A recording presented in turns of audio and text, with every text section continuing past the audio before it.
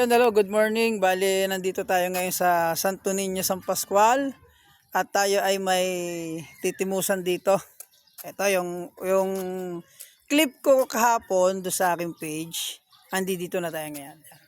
Sa Amaras Lomi House. Titikman natin yung mga chami, tostado, tsaka lomi.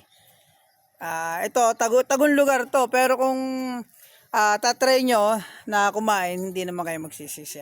Pero subukan muna natin. Okay, update ako mamaya pag kami ay titimus na sa aming kakainin. Ayun, bali, andito na rin si Bloopers TV. Oo, sinama natin yan at para matest niya yung lomi dito sa sa San Antonio, Santo Niño, San Pascual sa Amaras Lomi. Yan siya. Nagpe-prepare pa lang siya. Yan. Kala niyo si Daniel Padilla, no? Nagkakamali kayo. Si Vic Soto yan. Yan, nakita niyo, no? Ayaw niya magpakita. Mahihayin talaga yan sa personal, yan. Si Vic Soto. Yan, alam niyo na, Bloopers TV, ilalagay ko dito sa may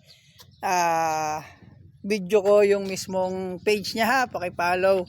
Tapos panoorin niyo yung mga kwela niyang videos. Matutuwa kayo. Ayun guys, bali, titimusan na natin yung ating chicken chami. Bali, ito ay worth of 100. Tapos yung pinaka chicken fillet niya ay extra topping siya, 20 pesos lang. Tingnan, laki oh. Chicken fillet po yan, chicken fillet. First bite natin siya.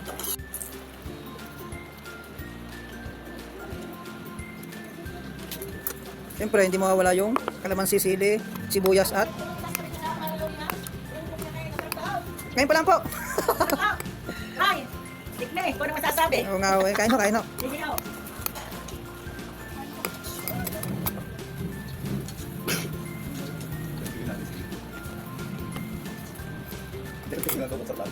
Toy, ano masasabi mo sa lumi ng Amaras House? Sarap. Sir, pagkain sila.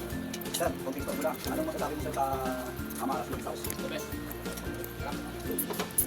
Kayo madam, ano masasabi mo? Masasabi ko. Kayo mo Toy, ano masasabi mo? Strategy. So, ano kang sabihin mo, ano ma-recommenda mo sa mga kasamahan mo, sa mga batada mo? O parang na. Mat, ang dami. Amara. Ayo sir. Ayos naman, kaya kayo, halika, kumain tayo. Okay guys, so pag nandito lang yung location dito sa Barangay Santo Niño, San Pascual, Batangas. So what are you waiting for? Lanta ka na. Kain ho tayo. Ayos, ayos. Tingnan natin ang kanilang chicken fillet.